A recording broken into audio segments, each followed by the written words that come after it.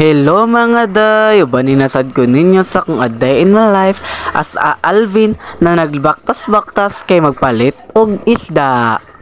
So, magpalit mig isda kay wala na mi pamahaw for today. Kaya ang isda kay imot na ni mamang isda oy. So, while nagbaktas-baktas, nagchika-chika day mi ni mama kung unsaon ang isda, pretohon ba, sugbahon ba, sabawon ba, unsa ba na oy.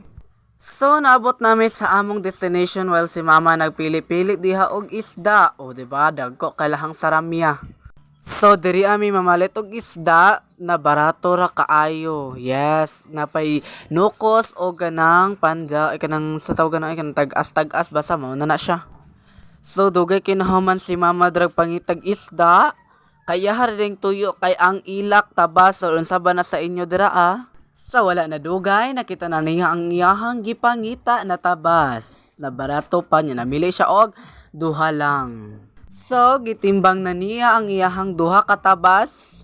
So, which means 108 pesos ang duha kay 0.900 raman na sila. So, nangali nami kay human na naman mi og palit og isda. So, muna ang isda na among napalit. Og kiroin, manguli nami sa among panimalay kay aron na lutuin ang isda. Sa diri lang kutob ang atong video. Saghan king salamat sa inyong pagpatanaw sa akong video. Thank you so much. Og ayaw mo kalimot og like and subscribe, follow and share. Thank you so much.